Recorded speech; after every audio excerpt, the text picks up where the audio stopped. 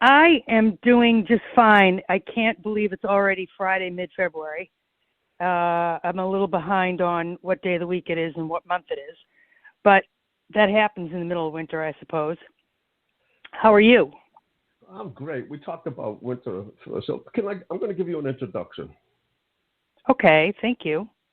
Okay, so Lisa Lamparelli is a businesswoman, sister, mother, social commentator, writer, spiritual explorer, and keen observer of humanity.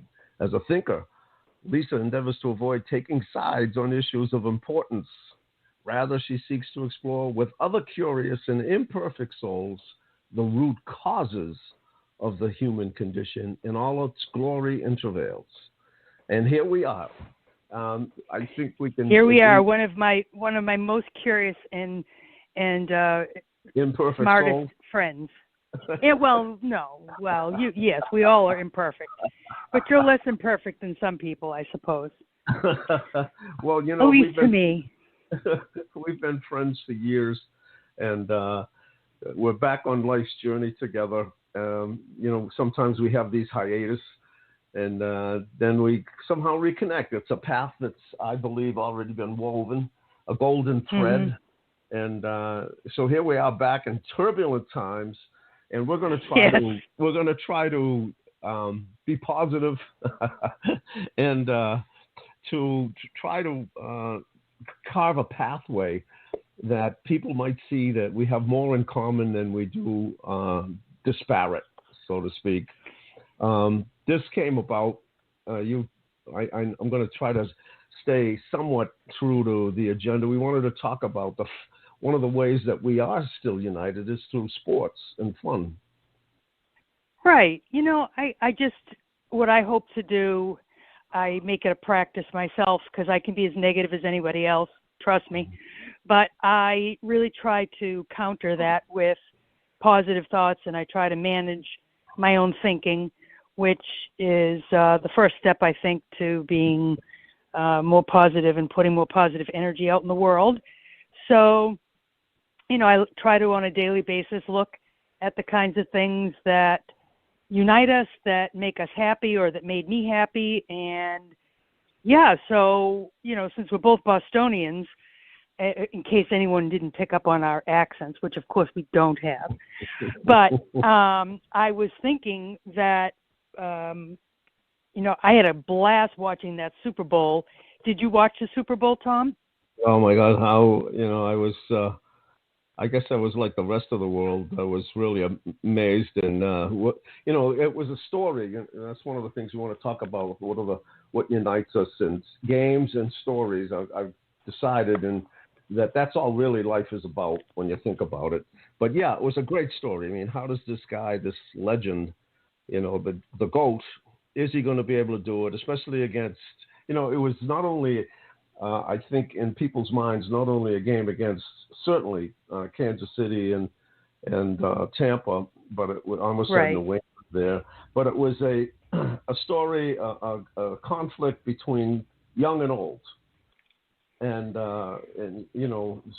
there he was, the old GOAT. And he kind of made it clear who was still in charge.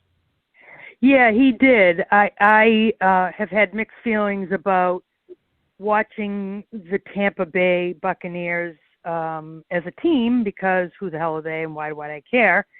So this year when, they were on the map around here in Boston probably a lot more than they ever were in terms of the exposure to the games that they played.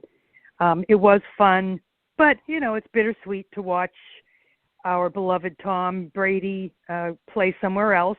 But at the same time, you have to really admire, and this is what it is for me and why I cheer him on, is admire his own constant drive and commitment to pushing the envelope in his own body, in his own mind, in his own world, in his own reality.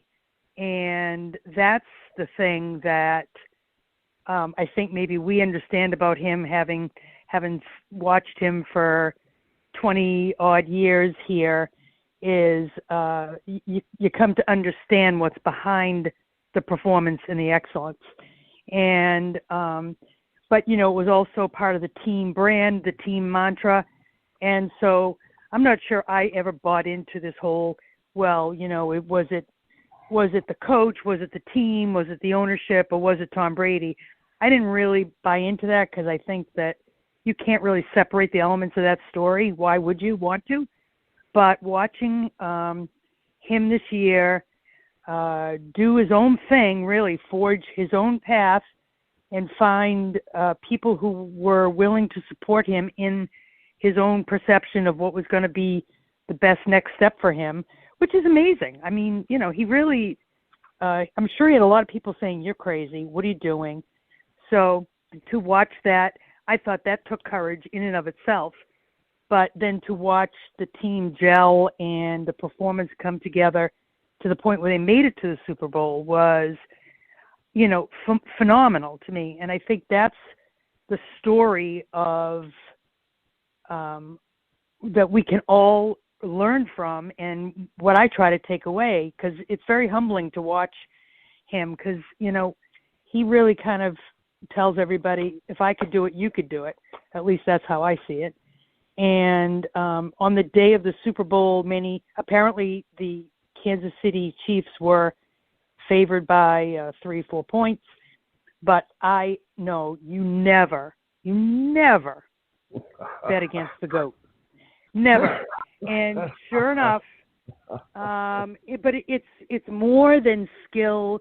I mean, I enjoyed the game. I enjoyed the whole discussion of, what did they say, the GOAT versus the kid.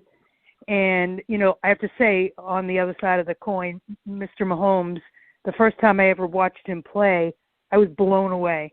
And I said, that's the next Tom Brady. And that's quite a statement from someone who, has watched and is very loyal to Tom Brady. But I could see it, the talent. So it's interesting how that all came together, and it was really fun watching that battle. Wasn't it fun? It was absolutely brilliant, and it was epic.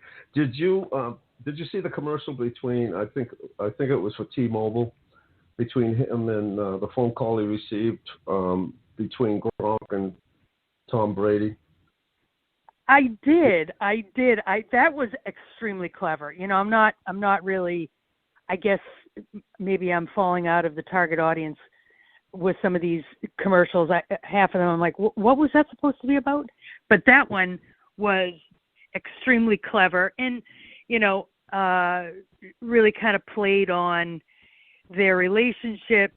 I like how Tom puts himself out there as somewhat a vulnerable character, and I think that's what really made that extremely charming and funny. I like that narrative.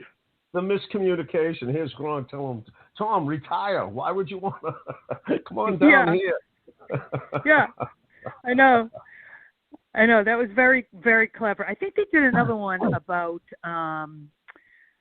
Gwen Stefani, and she's talking about the kind of man she wants to meet.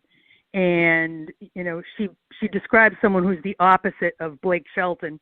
And then Blake Shelton walks in to meet her for a drink, and she's looking at him like, what? And it was the same sort of thing, how her message got all broken up, and, what they heard was the opposite of what she said. So there were two of those. They're very, very clever. But, that's part of the fun of watching the Super Bowl. Just, I love to look forward to just laughing, kind of taking it in the spirit of the competition, thinking about it for days and talking to your friends about it. And sometimes, Tom, I worry, like, am I having any fun anymore? So, this is the kind of thing that I think is fun. And, it's fun. I think that's the importance of sports, to kind of go outside of myself. Sports really is a uniter, not just of Americans, but, throughout history, sports, back to the Roman times when they all went in the Colosseum and watched the events, to, the present day Super Yeah, Bowl. if you lost in those days, it was serious. There was It no was money serious. on it. I know. Yeah, it was a bloody mess. It really was. It really was. I mean, you didn't just fight humans; you fought lions and snakes and all kinds of things. Yes, and the object of the game was to kill the other creature. Literally. Football is probably not far off from that now, although I guess they're backed off on that somewhat. But it's really, it's just really fun. The Super Bowl, is just, to me, you get together with your friends, your family.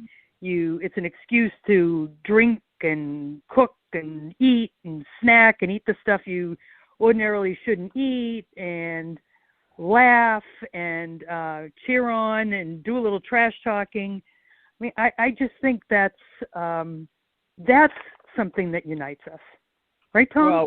Well, especially in Boston with the amazing, what were there, 10 Super Bowls, and he was going, and if you averaged it out, with Tom Brady here, we were going every other year. Right. Right. So that became a tradition. I know. Yes, and it's a little bit of a letdown the day or two after the Super Bowl to not hear anything about the celebration, the victory. So speaking of which, did you see the video? Apparently down in Tampa, they had literally a boat parade. I mean, we do a duck boat parade here, but they had literally a boat parade. And did you see the video of Tom Brady throwing the Lombardi trophy to Gronk on another boat, like across the ocean? Wow. I was like, oh.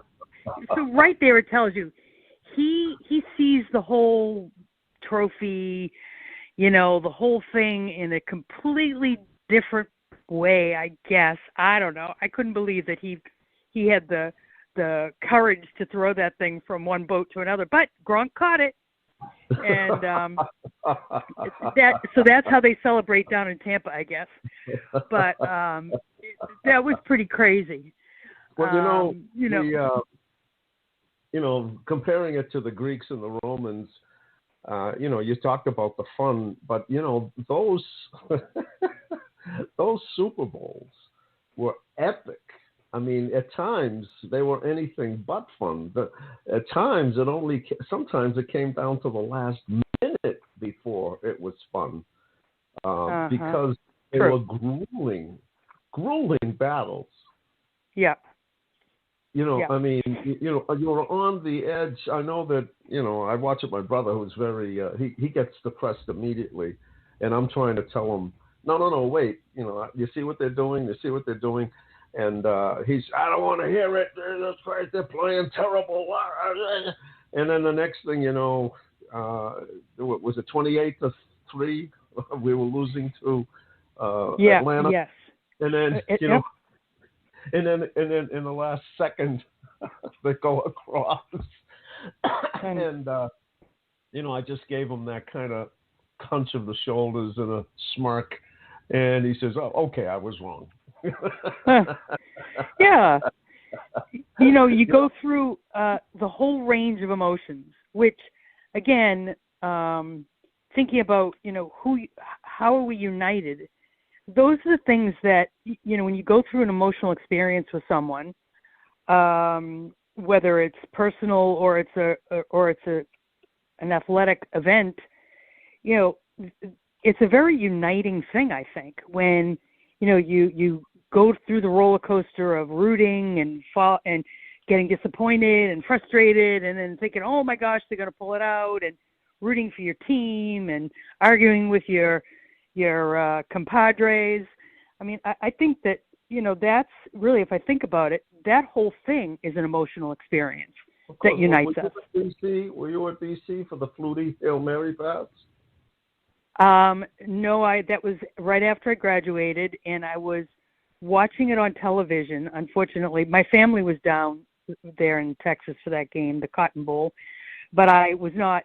I have to say, watching it on TV, having watched Boston College be far less talented in years past, that was a bigger thrill than if I had been there, because I got all the bragging rights. But yeah, I mean, the emotional experience of that was, well, is there much else in the world that boggles your mind like a play in sports? You just can't believe your own eyes. Yeah, it's, I think that's what the original Olympics were about. Communicating with the gods. Where humans would go beyond the norm. And, what it always, and especially, I want to read this. I'm trying to get to a point where I can read that Twitter thing that Tom Brady, the quote that he gave. I think this might be a good time to do that. Okay, great. Sure. Well, quoting Tom Brady, I really don't like leaving much up to fate, certainly with regard to my football career. If, like me, you're serious about your peak performance, you need to work hard at the things that are within your control. Your work ethic, how you treat your body, and your attitude, especially your attitude. Things happen sometimes that I don't welcome or want, but I make the choice to remain positive. That is something within my control. I don't like to focus on the negatives or to make excuses. I think this one is so appropriate for today. I am never a victim. I gain nothing if I get angry or frustrated. You can make life a lot harder for yourself by focusing on negative things in your path or making excuses for why things didn't go your way.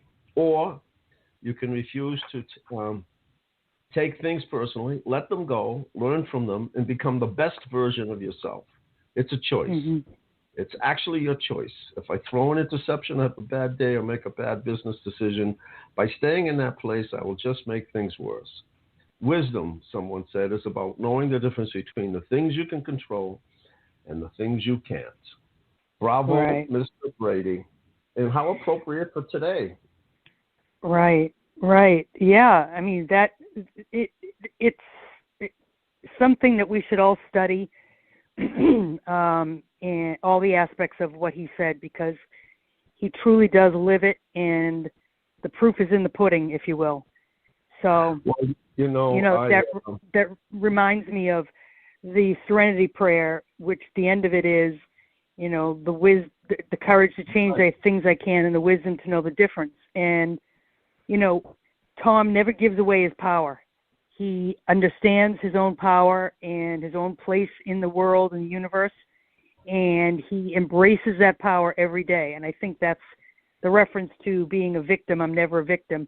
I think that's really a key aspect to maybe our current travails in this country, and the disconnect we're having is that I think that people are more focused on what divides us than what unites us, and that comes from a place of focusing on their individual selves rather than the collective. Speaking of that, that reminds me, did you see the Jeep commercial? On the Super Bowl day, the Jeep commercial about getting to the middle. I think Bruce Springsteen was in it. It is amazing that you brought that up, Lisa. Amazing. It is? Yeah, I can't believe you're bringing that up, because let me see here. What is that? Wait a minute. I think this could be the commercial you're talking about. The introduction's a little funky, but there we go. If we listen, we may hear Mr. Springsteen in a second. Oh, you're going to play the quote? It's playing. Great. Right now. Yeah. Yeah, there's this weird, funky introduction to it, but it should come up here in a second. There's no way I could edit that out. I don't know why they wasted, it looks like they're wasting almost a minute on just an instrumental. Here we go. Can you hear it? I can. Okay, good. There's a chapel in Kansas, standing on the exact center of the lower 48. It never closes. All are more than welcome to come meet here in the middle. It's no secret The middle has been a hard place to get to lately, between red and blue, between servant and citizen, between our freedom and our fear. Now, fear has never been the best of who we are. And as for freedom, it's not the property of just the fortunate few. It belongs to us all. Whoever you are, wherever you're from. It's what connects us, and we need that connection. We need the middle. We just have to remember the very soil we stand on is common ground. So we can get there. We can make it to the mountaintop, through the desert, and we will cross this divide. Our light has always found its way through the darkness. And there's hope on the road up ahead.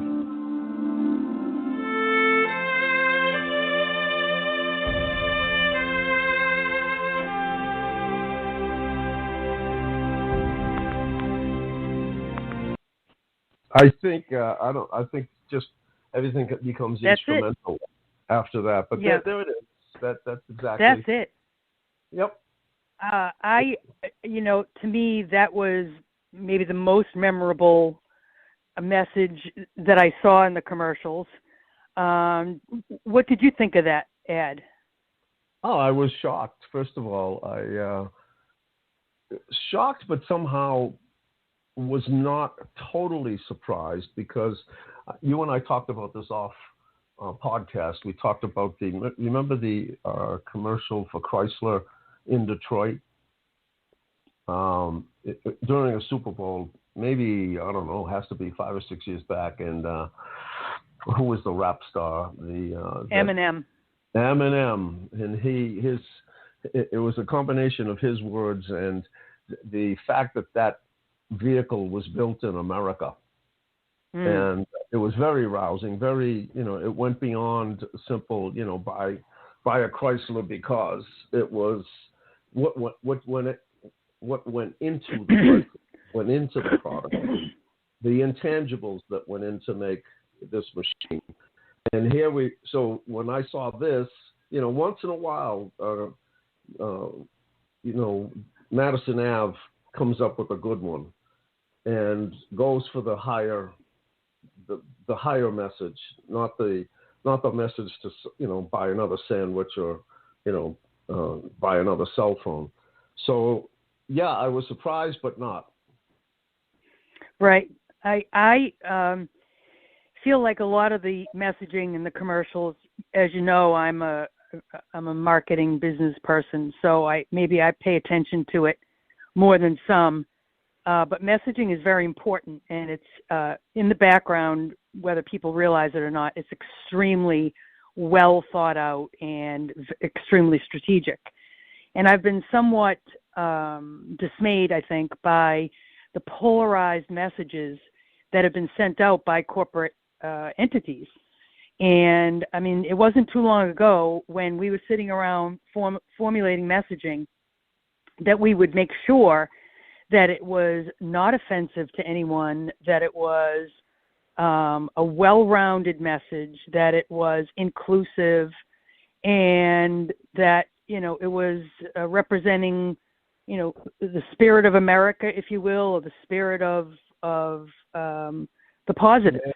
And I don't feel like many commercials and messaging in general is doing that. And I think it's extremely destructive. It kind of breaks my heart. So when this commercial came on, I was I found it to be soothing. Like, oh, there it is. There's a message I can understand. There's a message that is positive. And I really thought that I congratulated Jeep for backing that and putting that out there, because it's an important message. And the media, corporate America and their branding and messaging and advertising really do affect the culture. And I feel like the messaging has been divisive and certainly not uniting. So, that had a lot to it. I especially paid attention to the part about fear has never been the best of who we are. And as for freedom, it's not the property of any of us, just a fortunate few, but it belongs to all of us. I mean, those are the things that unite us in this country. That is what the founding of our country, and those are the things that unite us. And I don't understand these days why we're all fighting about that. I mean, it's been a given. It's been a platform from which we've grown as a country. And so I really appreciated that. And the mention of fear in particular resonated with me because I do think a lot about behavior, and, fear is a very negative force in the universe, and we all suffer from it. And I think that fear does stop us sometimes from getting to the middle that commercial talked about. You've certainly studied, we've talked about on other podcasts, the Course in Miracles and Marianne Williamson's Return to Love and that whole focus on fear. So, maybe you could talk a minute about, the fear and actually getting back to Tom Brady's quote, the victim mindset, and how those things are getting in the way of us staying united or being united. I find it shocking that the victim, without getting too negative, but the victim mindset, the mentality is almost a religion. As soon as you say, suggest that there's another way, immediately the default argument is they can't. You can't. Things are stacked against you. Right. And they embrace that. Who are you to blaspheme and say there's another way or that things are possible? And let's go back to Tom Brady and mindset. Right. One of the things that is fun about in spirituality is, and we talk about it, somehow we've been cursed to see things that others don't. And you have an amazing eye for detail. You see things that shock me all the time. And I'm like, whoops, I didn't see that because I'm looking for the larger things. But right. We kind of complement each other in that way. Yeah, exactly. And so I'm fascinated by story lately. I've been reading, I'm trying to write novels, and I've created a lot of stories. And so I wanted to find out what constitutes a story that resonates. And, let's go back to the game. Life, I've really, I'm very relaxed and confident about the fact that I've boiled down one aspect of life, that life is a story and a game. Think about it. Yeah. Wow, yeah. That's all it is. You have a story and a game. There's a game. And why? And again, these are two very powerful forces. I covered this the other day on my podcast with Jane Kenyon from the United Kingdom. And she brought it up first. She says, when she went in to deliver a speech, there were all these inspirational speakers who were athletes in whatever sport it was, speaking to a bunch of young girls and trying to inspire them. And she was the only female. And she was prepared like them to talk about goal setting and mission statements and et cetera, et cetera. And when she got up, she tore up her notes and just told her story, which is an amazing, compelling story. And there wasn't a dry eye in the place. And how she got a standing ovation over, again, all these professionals. It was the first time she ever spoke on that level. So she talked about the power of story. And what I have found, even in a self-discovery, is we are so used to stories. Think about the news. What is the news? It's just nothing but story after story after story. And yet, most people tune that in automatically every single day to get stories. Not very good stories, but, then we have, TV, we have stories, we have movies that are stories. And we're not even aware how addicted we are to story because it resonates with our human nature. And why? Because we are a story. We are a character in a story. And then look at games. What the amount of people and attention and everything, not just with America, but with every country in the world. Look at the crazy soccer fans. I mean, this goes beyond. And because, in a time when, one of the things that scares me the most is the denial of our humanity. People will say, well, there is no such thing. And we know what they're talking about. There's no such thing as gender. There's no such thing as beauty. It is what I decide as an individual. And this goes with our topic today. There is no commonality to a lot of people today. We have nothing in common except what I say it is. And so, but sorry, even you, whoever you are, resonate with story. Even you resonate with the game. We all do. And when you see what a game, what kind of emotion when you see 100,000 people in person, never mind the people in their living rooms or wherever they're watching it, jumping out of their minds or being depressed or screaming. You are totally sucked in the way that you're sucked in with a story. And it's so powerful. We don't even realize how we're getting hypnotized.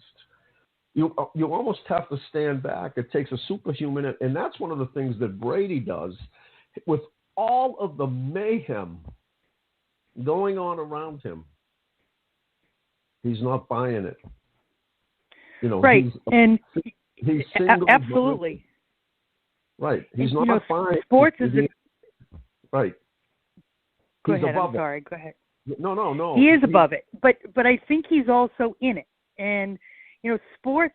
I have a son myself, and at a certain point, I thought it would be important for him to play sports. It wasn't. He didn't love sports, but being involved in sports is a metaphor for life, and in that you learn where your strengths are and where your weaknesses are. You learn how to relate to others, to give support and get support so that you can improve and become more excellent. You also learn that despite your efforts, sometimes you lose, and that you must, in that loss, be graceful and gracious to yourself and to the others around you. And, I think that that's what we've lost somehow for a lot of people is, the idea that we have to be sportsmanlike. Like in the game, as a matter of fact, there was some behavior that was very unsportsmanlike, where one of the Tampa Bay players was really putting his, face into the other guy after they scored again and again, and he got a penalty because it was extremely unsportsmanlike. And, I think that we all need to think about the unsportsmanlike behaviors that we have, take our penalties, and behave better. I really do. And because life is not all about winning. Life is not all about the accolades. Life is not all about, the individual performer, although those things all are important and have stories themselves. But we have to kind of get back to the bigger picture here. Otherwise, we're just devolving as a nation, and I worry about it. I really do. Everybody's lost focus on. Right. It is absolutely something to worry about, and I think that because we, again, looking at all the layers to all of this are very dangerous. And it's funny, isn't it? You and I talk offline about the fact that we get attacked for, well, why do you care? Why are you getting upset about this? But the bottom line is we do care. We live here. Right. I think it's very convenient for a lot of people to say, well, it's none of my business. I'm keep to myself. I'll put my headset on and I ignore everything. With that mentality, we're not going anywhere positive. I mean, we need each other. We really do. We are, again, contrary to conventional wisdom that seems to be evolving, we are social animals. I saw, in our search for topics and things, I sent you something that I didn't know. Again, I don't tune into conventional news, so I don't even know which stations have certain biases. Once I tune in, it becomes clear in 2 minutes. I turn in information, right. All I'm getting is opinions, and I'm like, whoa, so this is that network that sides with one side. It's true. Nobody can people decipher between opinion and fact anymore? I mean, it's a problem. Exactly. It's a problem. It's difficult to decipher. And the great thing about having access to all of these sources of information is that we can continue to look to find the middle and focus on what unites us. But it's also very easy to be polarized. And, and people are being shut down for their opinions. And, I mean, that's not going to help us to have a balanced view of things. Let me go to one of the topics you brought up, which I think fits right now, is you talked about the public meeting place, where we came together as a people for that purpose, especially to vocalize. Everybody had their voice and expressed their opinion, and everybody listened. But it was for the greater good of how do we manage ourselves and survive and thrive. It wasn't about the individual. It was about, but the individual's viewpoints were very important and were considered. But the premise of the conversations was to get to a better understanding and strategy for how, the colonials, when they got to this country, were going to be able to actually survive and make this work. And, again, the public square was a place where everybody talked. Everybody's voice was heard. I read the book Mayflower, and before they got off the ship, they were in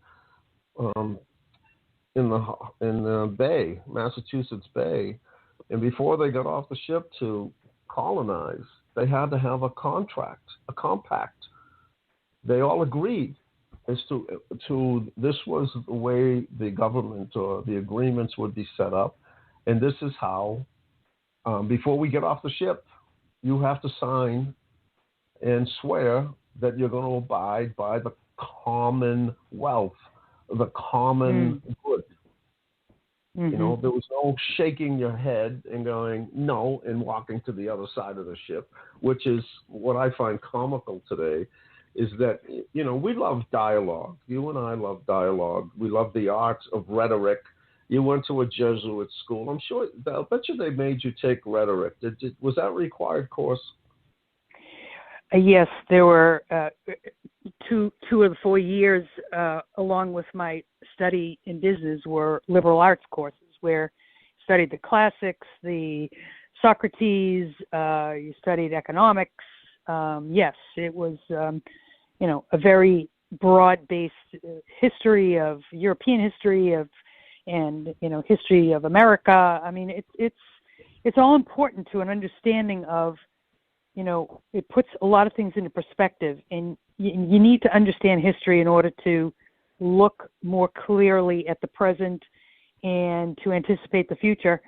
And of course, the old saying that you don't understand history, you're doomed to repeat it. And some of that history is painful.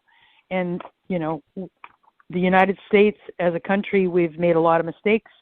A lot of our history is painful, but we've learned from it and we keep going forward. Right now, however, we're going backwards.